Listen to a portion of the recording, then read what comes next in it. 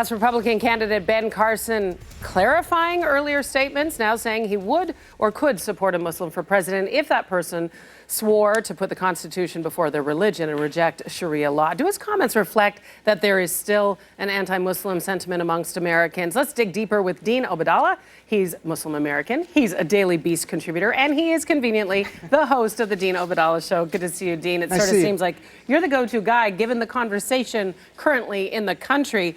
What did you make of that? Ben Carson's the new sound from Ben Carson. I would be very interested if he would ask the other Republicans in the next presidential debate, do they put their Christianity secondary to the Constitution? And see how many say that. I mean, Mike Huckabee has said, we can't amend the Bible, but we can amend the Constitution to agree with the Bible. Kim Davis, the clerk in Kentucky, not a Muslim. Not that I didn't know she was a Muslim. She's not. She wanted to impose what I view as Christian Sharia law, which Sharia to me is taking your religious beliefs and turning it into law. That's what there's many people on the right in America saying that. I'm not. I'm a Muslim. I've written time and time again about separation between church and state. Who do I get the pushback from? Conservative Republicans who say, that's not in the Constitution. Well, you know what? Thomas Jefferson wanted us to have separation of church and state. I believe in that. Keith Ellison, Andre Carson, two Muslim members of Congress believe in that. I want to hear the Republicans say that they put the Constitution before the Bible, and I think America needs to hear that. What else do you want to hear from Ben Carson? Or what do you anticipate? Do you think he's going to apologize? No. Do you want him to apologize? No. I think the voters of the GOP have a choice. I think he should stay in the race. Do they want to support someone of views? You think he should stay in the race? Of course. He hasn't. I want the voters of the Republican Party to tell America, do they support someone with intolerant views or not? I think that sends a message to the rest of the country. Same thing with Donald Trump said some intolerant things. Do they support that or not?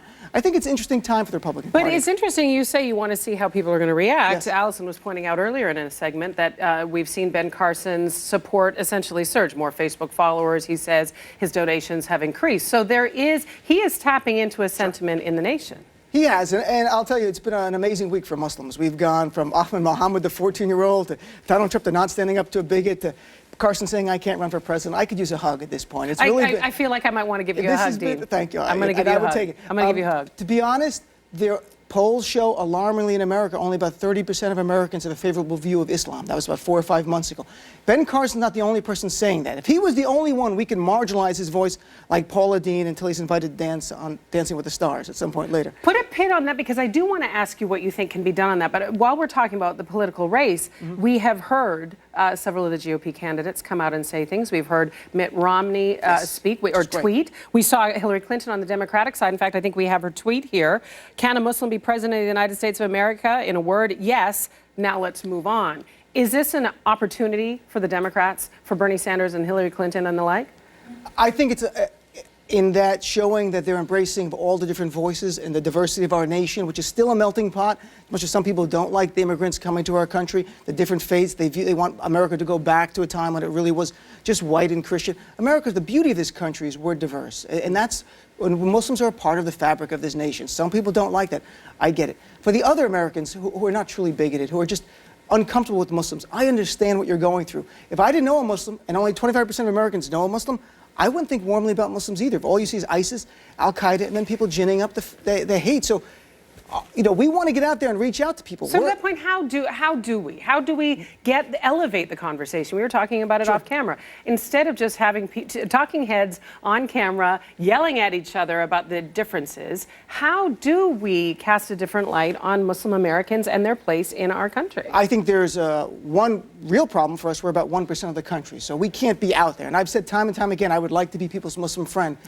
And I mean You're that. ours. I'm very happy to be. But the reality is, if you don't have a Muslim friend, you have no counter-narrative to what you're seeing out there. We need a judgment-free, non-defensive conversation, answering questions people have about Muslims. The same way John Kennedy gave a famous speech in 1960 addressing the exact same allegations, which are Catholicism was not compatible with the Constitution. The exact same thing. Ben Carson's not even original in his bigotry. He's copying what we heard in 1960. Isn't that interesting that we find ourselves back here having this conversation and the same again? with the popes here, which is very interesting. Time. So it makes you wonder where we'll be 30 or 40 years from now. What kind of conversations exactly. We will look back at the comments of Ben Carson, people who demonizing Muslims like Pamela Geller, and look back in embarrassment and shame that some people accepted those views, just like we look back at anti-Semitism, anti-Catholicism, racism, and even homophobia. So we're going to move forward. The beauty of the country, we always move forward. It takes work, though. It does. And you know what? It hurts, too, on the way. Growth hurts. Yes, we know that. Dean, thanks for being a part of it and being part of the conversation.